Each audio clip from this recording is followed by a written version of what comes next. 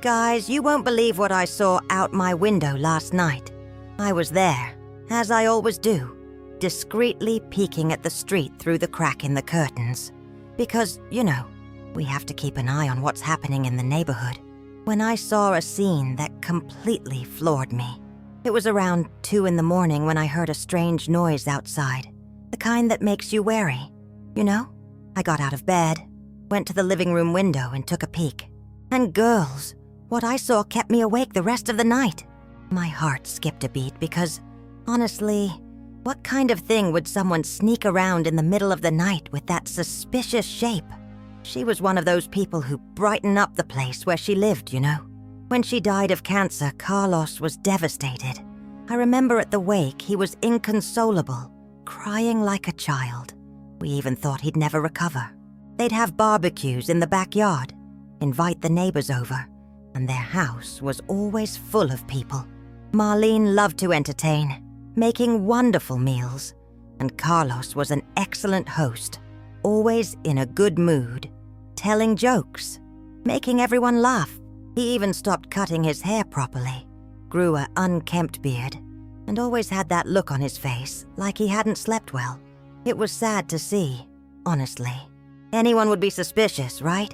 He took that bag to his garage and came back to get something else from his car. He made at least 3 trips, always carrying things wrapped in dark plastic bags. And the strangest thing is he was wearing gloves. Rubber gloves. The yellow ones we use for washing dishes. Who wears rubber gloves to carry regular trash in the middle of the night? And why 3 different bags? If it were regular trash, wouldn't he put it all together? I started thinking about 1,000 possibilities, all of them bad. Had Carlos done something stupid? Had he? You know what I mean, right? Because it's not normal for a man to carry these things hidden in the dead of night. And that shape in the bag, guys, I swear to you, it really looked like a person. The legs, the torso, the head, everything fit perfectly. I remembered watching a crime documentary on television, and they explained that criminals often act exactly like this. They take advantage of the early morning hours when there's no one on the streets. They wear gloves to avoid leaving fingerprints. They divide things into several bags to make them easier to transport. My God, just thinking about it gave me chills. After he finished unloading everything, Carlos stood in the garage for about 10 minutes, just staring at those bags. From where I was standing, I could see his silhouette illuminated by the dim garage light. He rubbed his head several times, the way we do when we're nervous or worried about something. Then he carefully closed the garage door, looked around once more, and went back into the house. He stood there in the doorway, looking out at the street, as if checking to see if anyone had seen anything. And when he finally entered, he turned on the living room light, but then quickly turned it off again. This made me think he was nervous, restless, perhaps regretting what he had done. Do you think I was being too paranoid? Because honestly, girls, that scene wouldn't leave my head. Have you ever watched those crime shows on TV? Yeah, I was remembering them all at that moment. Hotline, those Discovery Channel documentaries, the movies based on real cases. Everything ran through my head that early morning. And Carlos fit that profile perfectly. A lonely widower, without much social contact, living in isolation. He was the kind of person who could be hiding some dark secret without anyone suspecting. And please, don't leave the video now, because the ending of this story is absolutely surprising. You won't believe what I discovered. But the damn thing didn't show up all day. This made me even more suspicious because the man has a very specific routine. On Wednesdays and Saturdays, he goes to the market. Always at the same time, always with the same shopping bag as Marlene. He's a man of very regular habits, almost obsessive. This all made me even more nervous, because a drastic change in routine is always a sign that something isn't right. A sweetish smell, you know? Like that smell of spoiled food mixed with strong cleaning products. It was an odor I'd never smelled on the street before. It was definitely coming from Carlos's house. I immediately remembered those TV shows where they explain how certain smells can indicate, well, you know, oh my God. When I smelled that, I nearly fainted right there on the sidewalk. It was noon, when most people are working or at home eating lunch. There was only me, pretending to exercise but actually investigating a potentially dangerous situation. I called my friend Francisca, who lives 2 blocks away, and told her everything. Francisca is a bit skeptical about these things, always thinking we're exaggerating. But when I finished telling her, even she was worried. "Ruth," she told me, "this doesn't look good at all. You need to keep an eye on this situation, but be careful not to get yourself into trouble." She was once married to a police officer. The late Sebastian served 30 years in the force, so she understands these things a bit. When she expressed concern, I realized my suspicions might not have been so far-fetched. This was completely contrary to his habits of the last 5 years. Since Marlene died, he had become a homebody, going out only for essentials. The grocery store, the pharmacy, the bank. He never went out at night, much less carrying mysterious things. He was about 40, with neatly cropped hair, but something about him gave me the creeps.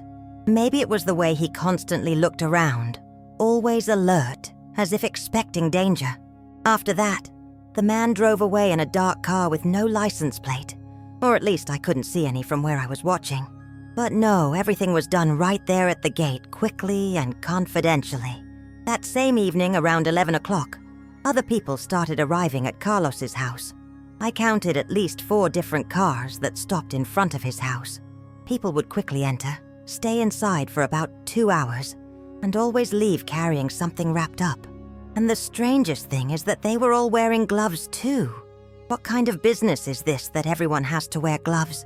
The cars arrived about 15 minutes apart, as if to avoid attracting attention. The people exiting the cars were diverse: men, women, young, and old.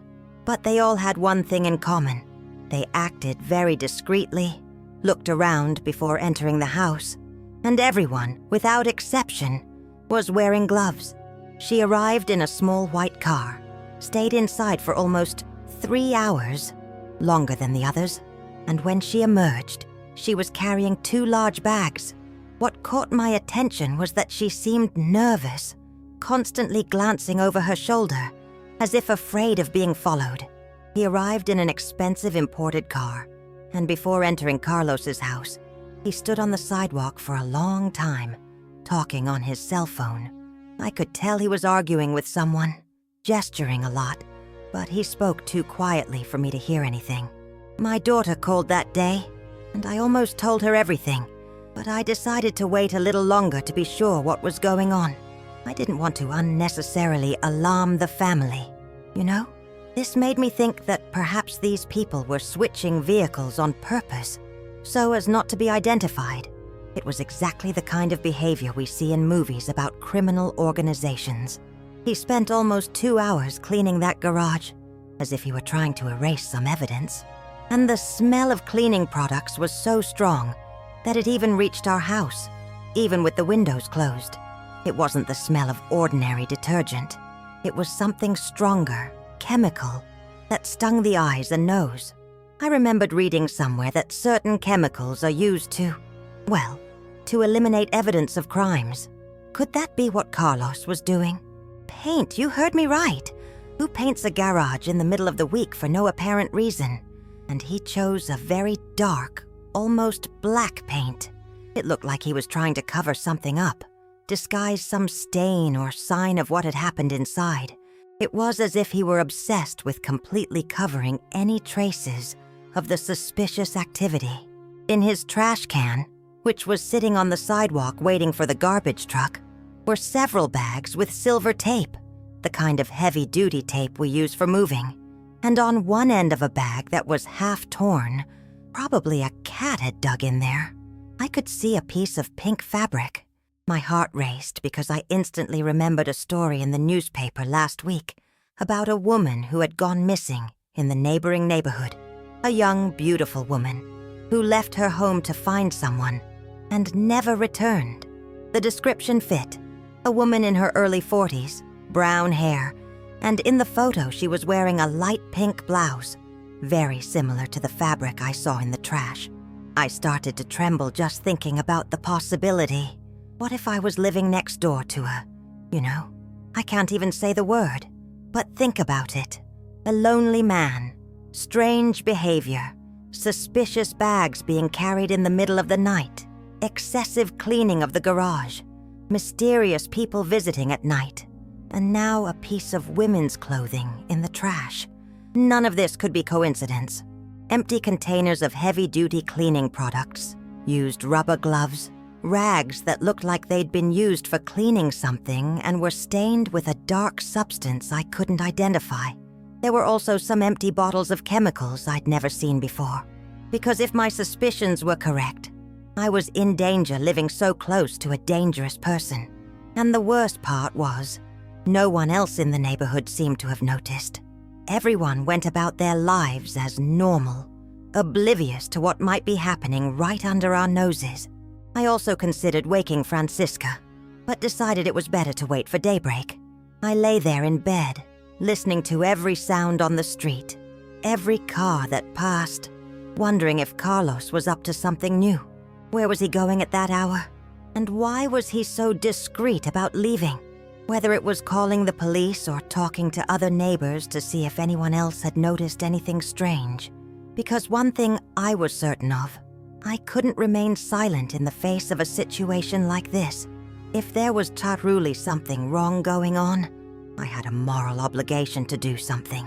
But girls, before I tell you how this whole story unfolded, I need to warn you. Don't leave the video now because what I discovered will completely surprise you.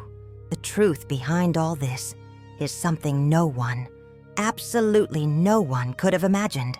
So stay tuned, and I'll tell you the rest soon.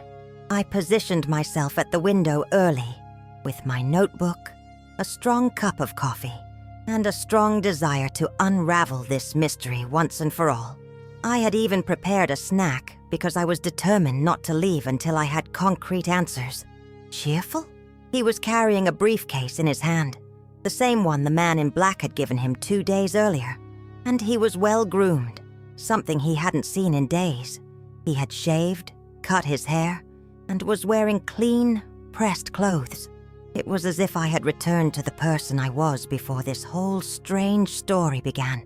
This intrigued me even more because it meant he had some important appointment, perhaps related to all this suspicious activity of the last few days.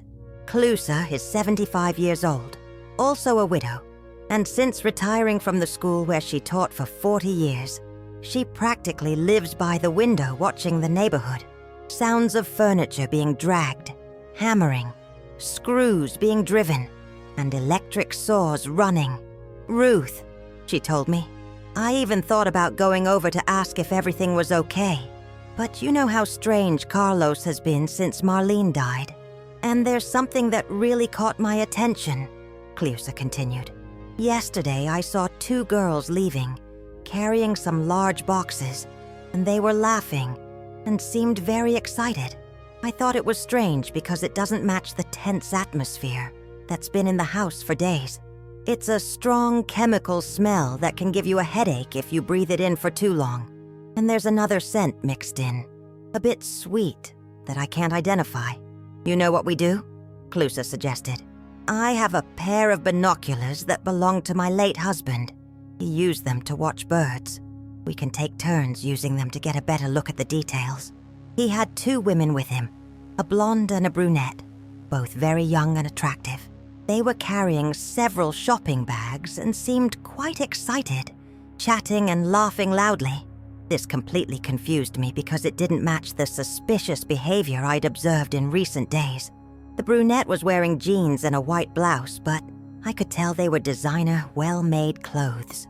Both appeared to be upper middle class, well-groomed, with nothing to suggest involvement in criminal activity.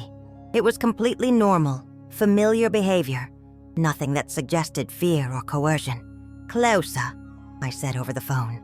We had agreed to communicate this way to avoid attracting attention. Are you seeing this? It looks like they're having fun in there. Did I misread it? Organizing objects? What kind of objects? And why in the garage? The very spot where Carlos had done that suspicious cleaning the day before. Why would someone organize clothes in the garage? And why would they need such discretion to do so?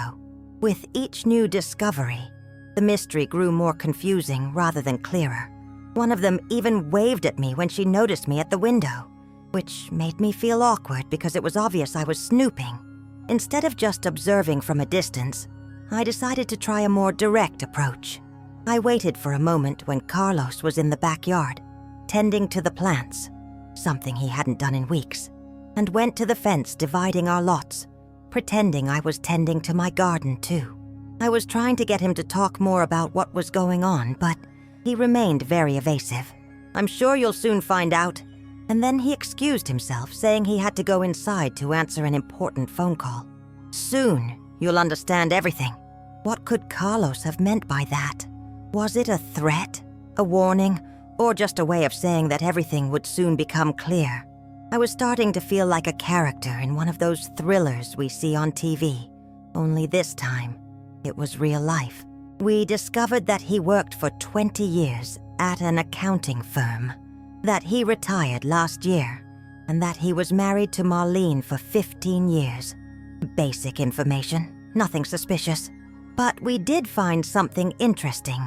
6 months ago, he had opened a company, a small one, registered as an MEI, individual micro-entrepreneur, but we couldn't figure out what its line of business was. I ran to the window and saw it was true. There were at least 4 people there, all in work uniforms, carrying tools and materials. One of the workers was an electrician. You could tell by his toolbox and company uniform. Another appeared to be a carpenter, and a woman was measuring the walls and making notes on a clipboard. It was a professional, organized group working on something that appeared to be completely legitimate. Carlos was supervising the unloading and seemed very excited, checking a list he had in his hand and directing where each box should be placed. This was making me increasingly confused because it didn't match the sinister theories I'd created in my head. One of the boxes had mannequins and displays written on the side, which made me think he might actually be setting up some kind of store. Even if he was setting up shop, it didn't explain his strange behavior on the first day, when I saw him carrying those suspiciously shaped bags. Or did it? I told the whole story from the beginning. The suspicious bag in the early morning, the strange behavior, the mysterious visitors, the garage cleaning, the people working, everything. Patricia listened patiently, asking a few questions to clarify details. Isn't it possible that the suspicious bag was actually some material for this store he's setting up? Besides, Patricia added, if he really were a criminal, do you think he would do all this in broad daylight, hiring registered workers, receiving deliveries from reputable companies? Criminals don't act like that, Mom. They hide. They do everything in secret. The whole day passed, and I was left with this dilemma. Should I go and speak to Carlos directly? In the afternoon, I saw that the workers had finished their work and left. Carlos was left alone in the garage, fiddling with something I couldn't quite see from where I was standing. But he seemed to be organizing objects, arranging things with great care. This time I got a better look through Cleusa's binoculars. They were bags of fabric, sewing thread, and accessories. One of them appeared to be a professional seamstress, judging by the way she examined the materials. I had spent 5 days in a constant state of alert, sleeping poorly, eating poorly, worrying my family. I needed to put an end to this once and for all. It wasn't the smile of someone hiding something terrible, but rather of someone genuinely pleased to have a visitor. There were no signs of a struggle, suspicious stains, or anything that indicated criminal activity. I know it may seem strange, but I've been noticing unusual movements around your house lately. I don't mean to pry, but I've been worried. Is everything okay here? Come with me. I'll show you, he said, leading me toward the garage. Don't worry, it's no big deal. In fact, I think you'll like it. Everything was impeccably organized. The clothes were separated by type, size, and color. There was an area dedicated to blouses, another for skirts, and another for dresses. The shoes were organized on special shelves, and there was even an accessories section with bags, belts, and jewelry. It was a small store, but very well thought out and organized. "Donna Ruth," Carlos said proudly, opening his arms as if presenting his masterpiece. "I present to you my new women's clothing store. I'm making Marlene's dream come true. She always wanted to have her own business selling women's clothing. She left me some savings, and I decided to invest in a store in her memory." The garage that had seemed like a shady place a few days earlier was now a cozy, well-lit shop with a large mirror, comfortable chairs for trying on shoes, and even a small area with coffee and water for customers. "Ruth, I bought several used mannequins for the store, and they came disassembled in plastic bags. Because they're heavy and large, I had to carry them in the middle of the night to avoid disturbing the neighbors with the noise. And I wore gloves because I didn't want to get dirty with the dust and dirt from the bags. All because of a mannequin. It wasn't a body. It wasn't evidence of a crime. It was simply a disassembled mannequin being carefully transported. And they wore gloves to avoid damaging the clothes, while organizing everything, especially the more delicate pieces. There were beautiful clothes, organized by size and color, well-positioned mirrors so customers could see themselves from all angles, a makeshift but functional checkout area, and even a catalog with photos of the pieces organized by occasion: workwear, party wear, and everyday wear. Marlene always said that women deserve to feel beautiful and special, regardless of age or budget. I had to clean and paint everything before setting up shop. The garage was so dirty and musty, I couldn't hang clothes in there without a good cleaning, and I used some pretty strong products to eliminate any musty or damp smells. "What about that pink fabric I saw in the trash?" I asked, remembering another one of my evidences. There I was, having spent an entire week thinking my neighbor was a criminal, discovering he was fulfilling a beautiful dream in memory of his deceased wife. And who knows, maybe you'll become my first official client. But when I tried on the pieces, I discovered they were truly beautiful and of good quality. Carlos had a keen eye for choosing clothes that flattered middle-aged women like me. I was absolutely certain I was witnessing something terrible, when in fact I was witnessing the birth of a beautiful and honest business. What a life lesson, right? And you know what's most interesting about this whole story? Carlos really did set up a wonderful store. Within a week, half the women in the neighborhood had already bought something there. The clothes are beautiful, the prices are good, and the service is excellent. He even hired one of Marlene's friends, Donna Socorro, to help with sales and give fashion advice. Socorro is a 60-year-old woman who has worked her entire life in department stores, so she's well-versed in customer service and outfit matching. She teaches customers how to color coordinate, choose pieces that flatter their body type, and always has a kind word to make any woman feel special. It's become a sort of neighborhood women's social club. It's beautiful to see how a single space can transform the dynamics of a community. And the funniest thing is that now, every time I run into Carlos on the street, he greets me with a mischievous smile and asks, "So, Ms. Ruth, have you seen any suspicious activity lately?" We laugh a lot about this story, and it's even become a topic of conversation in the store. The other customers love hearing the story of how I mistook a mannequin for a body. If anything really suspicious happens, we already know who'll find out first. Second, it's important to keep an eye on what's happening in the neighborhood, but without becoming overly paranoid. We need to find a balance between being vigilant and being paranoid. Community safety depends on vigilant neighbors, but we also need to use common sense to interpret what we see. If I had spoken to Carlos from day one, I would have saved myself a week of anguish and sleepless nights.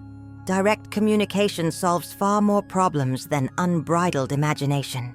Today, whenever I pass Carlos's store, called Rupas da Marlene, Marlene's clothes, in honor of his late wife, I remember this whole adventure and chuckle. The store's sign is beautiful, with gold letters on a purple background, Marlene's favorite color. Beneath the name is a phrase she always said, "Every woman deserves to feel special." He plans to include a clothing section for special occasions, such as weddings and graduations, because you can be sure that, living in this neighborhood and being as observant as I am, there's always something interesting happening to share with you. Spoiler, it had to do with dance lessons, but that's a topic for the next video.